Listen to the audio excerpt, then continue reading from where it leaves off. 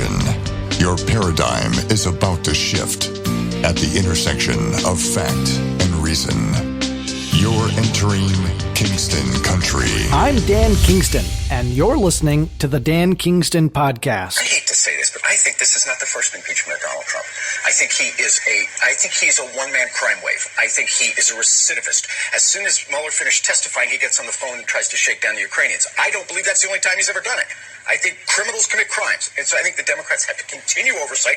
They may have to continue impeachment investigations. That's Paul Begala, Democrat strategist, saying we have to continue the impeachment against Trump. Meanwhile, Pelosi's saying, I just didn't want it to be a way of life in our country, talking about impeachment. So obviously she's lying. The Democrat strategy is impeach, impeach, impeach, but have a sad, gloomy look on your face. You know, the PR, they all told them to look sad about it because this is so serious what's happening right now. It's impeachment, and you don't want to look giddy. You don't want to look happy. They're loving the impeachment process. At least they were in the beginning. Now it's shifted, right? Now it's going to go to the Senate, and we got control now. So, they're a little bit worried. They're, I think, beginning to panic. And you see that the latest Democrat loss from the impeachment debacle, Jeff Van Drew, Democrat, but now he's actually considering switching parties and joining the GOP altogether. So real fallout from the impeachment debacle. It's not just words at this point, real collateral damage now happening from the impeachment process. The Democrats had no idea. They did not expect this. And so you have the Pelosi on one side. She's saying, oh, my goodness. I feel horrible about this. The last thing I want is for this to be a way of life in our country. And Paul Begala, the strategist, saying, we're going to keep impeaching. Impeach, impeach, impeach. Oh, I hate to say it. You know how I love how he says, I hate to say it. I hate to say this. When somebody says, I hate to say this, what they're really meaning is, I love to say this. Or if somebody says to you, believe me, what they're really saying to you is, I'm about to tell you a lie. Not all the time. And I shouldn't say that because sometimes we fall into expressions, and I'm sure I've been one to say, believe me, or you're not going to believe this. When somebody says, you're not going to believe this, what's it mean? It means believe it. So people talk in a certain way to get you to try to go along with what they're saying. And these are strategies, not just employed by Democrats. They're employed by everybody. And it's good to be on the lookout for things, for all the fluff. When people are giving you all the fluff and the words, and you can see through that and cut through that crap. Obviously, this is a Democrat strategy. Impeach, impeach, impeach. Meanwhile, Romney won't rule out voting for impeachment conviction in the Senate. He says, I'm going to keep an open mind. So there you go. That's Romney for you. And he can't be trusted, right? Who else can't be trusted in the Senate on the Republican side? You got to watch out for those rhinos. I'm telling you, the globalists, they want their wars.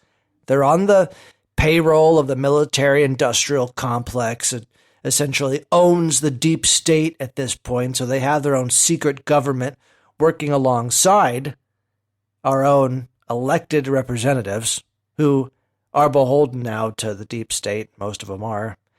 I mean, if we get the term limits in there, that's a great thing because, meanwhile, this is not a Republican or Democrat talking point. Term limits are a great thing. All of us can get behind it. And one of those few things where it doesn't have to be political. I'm sure the elites up there, those establishments, types on the left and the right, are going to find a way to make term limits political. So they divide us and conquer, because when you divide, you weaken. And that's the whole strategy that the corporate elites and the globalists and the Wall Street types, whatever you want to call them, they use these divisive tactics to keep the people subjected under control, thinking they have a republic. In actuality, they're living in some kind of oligarchy. We have a constitution, yes, and we have elected officials, yes, so there's still hope.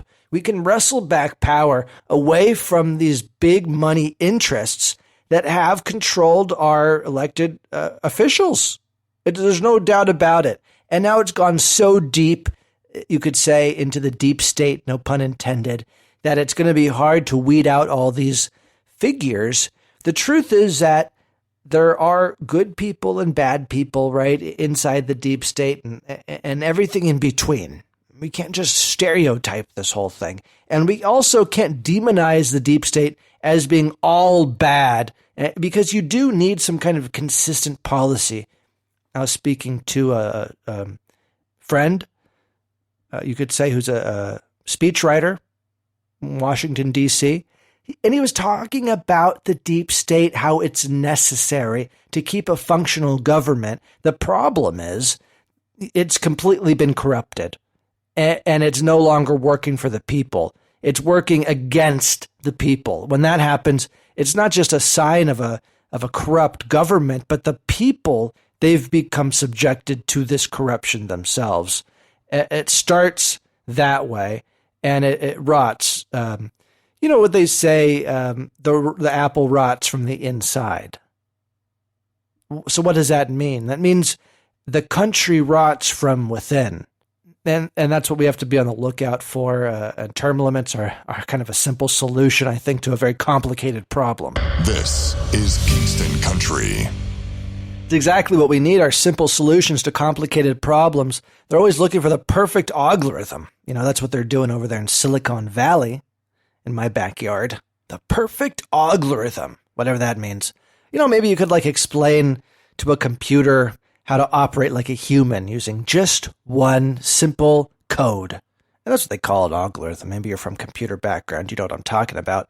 There is no perfect algorithm, but it's a good concept, because as long as you can simplify something to its base root, that's when you really get to whatever the truth might be. Mm-hmm. You want to cut out all that crap, and I like to say that a lot, because the truth is the kernel within the fat, within the fruit. You get to the heart of it, okay? Get to the heart of it.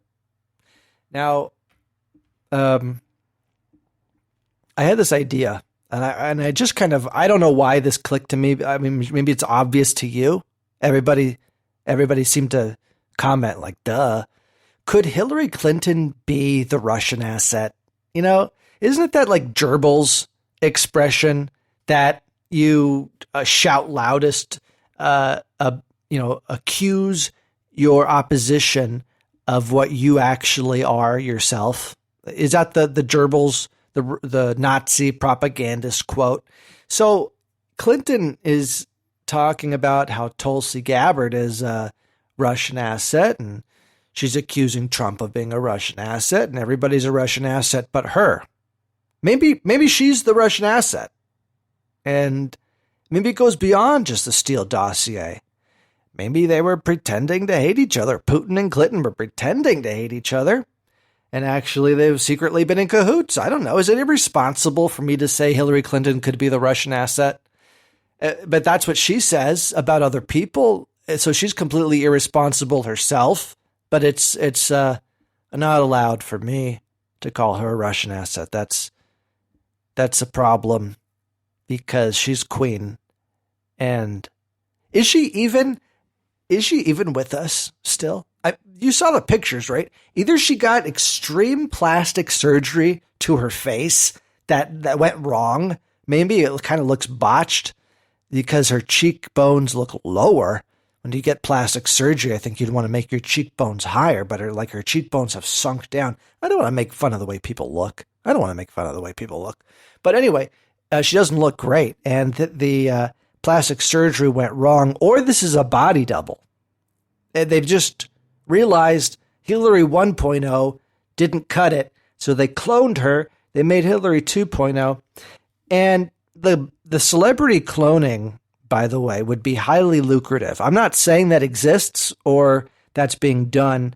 There are people that do believe there are agents out there in Hollywood that are cloning celebrities. I think that's kind of fake nonsense, but it's good to be on the lookout for that kind of thing. I mean, let's just play devil's advocate here. Say you could clone a celebrity, or you could clone a Hillary Clinton, or just get a body double and perform enough surgery and weird procedures to essentially make them into a clone, whether or not they're a DNA clone replica. They've now become a clone for all practical purposes. Think about how much money you would make from that, having a clone army of celebrities, like a Taylor Swift clone army.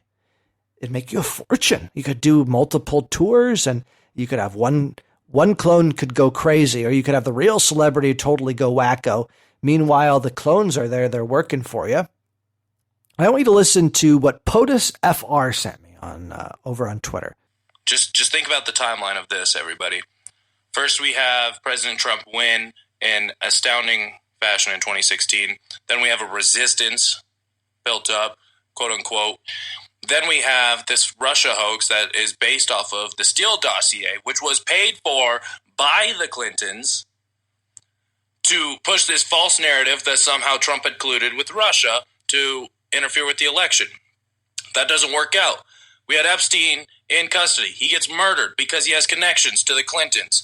We have this Horowitz report that comes out, and it shows us this whole timeline of everything being false. And you have to ask yourself, why are the Democrats abusing their power and trying to impeach the sitting president? It's because they know they're going to lose, and they're going to be exposed for the corrupt politicians that they are. That's right on. POTUS FR. Follow POTUS FR on Twitter. And I think he's right on. In terms of the Epstein thing, why isn't there one Democrat candidate, not one, making a promise to get to the bottom of the Epstein corruption, collusion, cover-up ring? You know, I'm serious. I mean, I don't mean to give Democrat tips, but honestly, I think that, the country does better when both parties are strong and working for the people. Not the establishment types on the left and the right, not those types. But I'm talking about ground level, actual political representation. That's what our country was based on and founded on. You know, you don't have to agree on what's right for this country as long as you believe that the country deserves what's right. I don't know if you agree with that. That's something I believe. So I would like the Democrats to be stronger in terms of what makes the country stronger.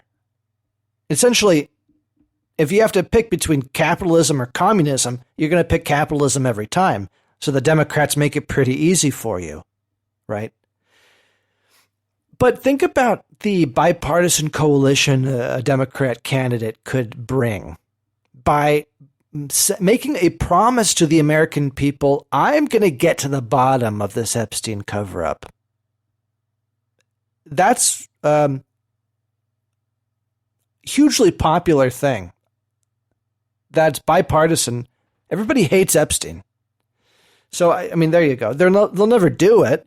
Why won't they do it? You know why. Do I have to say? Because they're all afraid of Hillary Clinton. You have Tulsi Gabbard. Look what happened to Tulsi Gabbard when she took a swipe at Clinton, and then she gets totally, everything comes down on her. The Clinton war machine is real.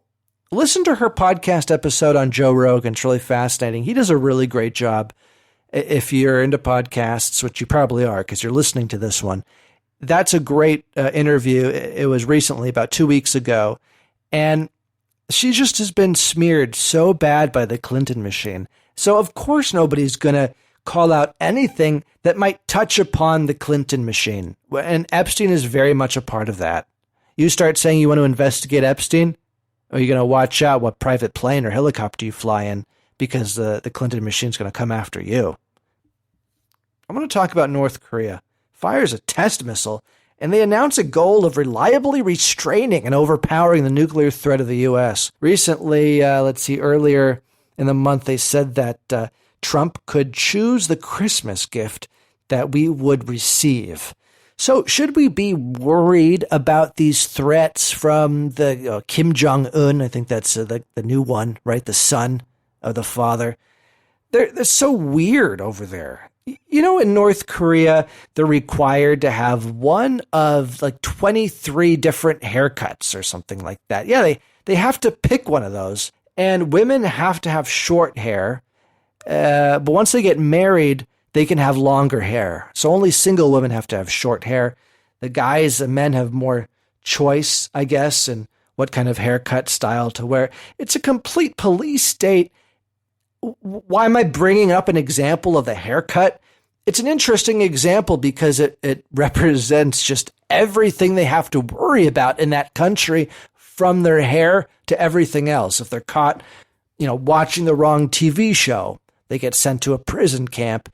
And if they talk against Kim Jong-un, I guess their entire extended family can get sent to a prison camp. So, you talk about the First Amendment under attack and under siege in this country. Over there, it's Nazi Germany on steroids. It's really sick what's happening over there. So are they a threat to the United States? Because honestly, there's so much horrible suffering going on throughout the world. We can't be the world's savior. And that's not our purpose. That's the purpose of, hopefully, God is. You have to have the faith that he's blessing, and he has blessed humanity so much. Suffering has gone down over the long run, over the history of mankind, but there is still so much suffering, so much work that's left to be done. The fact is, it's going to take the whole world to fix the world's problems, not America. We're not Superman, right? That being said, we do need to calculate, are they a threat to us, to America, to the homeland? So I did some research. Let's look at their numbers. The North Korean military has 1.2 million military personnel.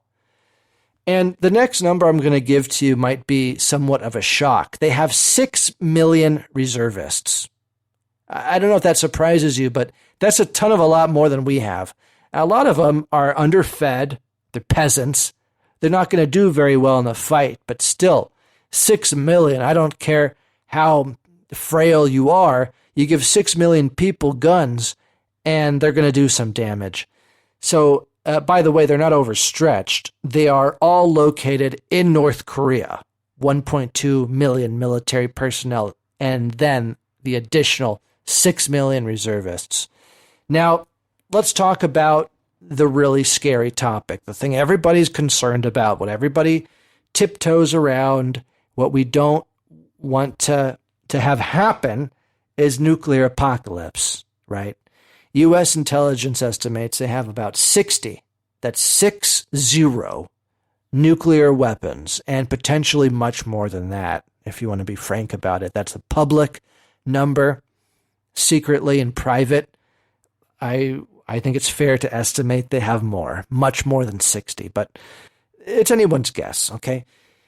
The problem is that they have successfully tested an intercontinental ballistic missile that's capable of carrying a nuclear warhead, and our analysts estimate that it could reach anywhere in the U.S. mainland. A long time, it was just Hawaii, or just L.A., or just San Francisco, and maybe you weren't paying too much attention because you're in Texas, or maybe you're in Silicon Valley. I don't know.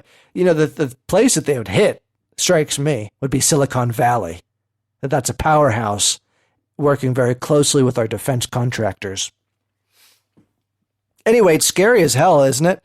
They wouldn't just hit Silicon Valley, but that's where I'm located. So I'm thinking, okay, well, they'd probably hit there too. But wherever you are, you're not going to be safe if North Korea decides to go crazy. So what do we do about their nuclear bombs and their ballistic missiles, and how can we deter that? Okay, let's take a look then at our numbers. What do we have on our side? Because we're the strongest military in the history of the world.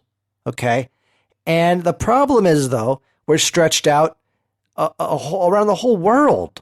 And we have military bases around the whole world. We are keeping world peace supposedly because of that. Really, we're just keeping a lot of people rich. We're keeping a lot of paychecks full. We're keeping a lot of fluff in there.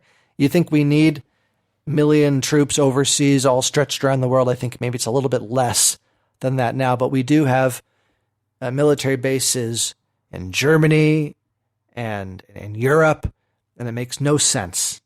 And you have more and more people saying that we should go into the Middle East again, as if that's the big threat. But we have 1.3 million active duty military, okay? It's a big number. It's one of the biggest militaries in the world. Again, that's compared to 1.2 in North Korea. We have 1.3 million. We also have 800,000 reservists, okay? That's compared with their 6 million. South Korea, okay, they're our ally, obviously. They're the good one. My wife is always like, is South Korea the good Korea or the bad Korea? But they're the good Korea. And there are no questions that are too stupid. There are stupid questions, but there aren't questions that are too stupid. They have 680,000 troops, and we have 28,000 troops stationed there. Basically, what you have then is a lopsided number of force.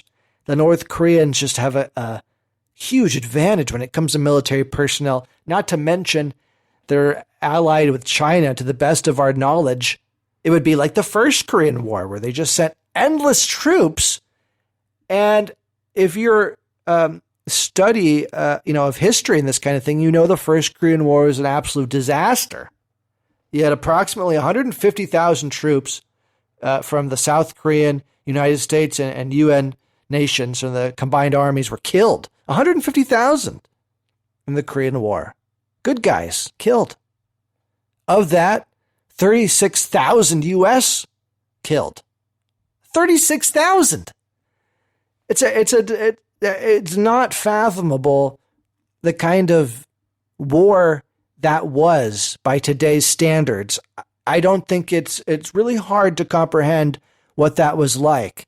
It's a similar situation to Vietnam, obviously, and only you have Vietnam is not happening again. Vietnam's over. Vietnam happened. The Korean War never officially ended. And in that war, you had up to 1 million South Korean civilians died. Only 200,000 North Korean civilians died. I mean, I say only. It's a horrible, shocking toll.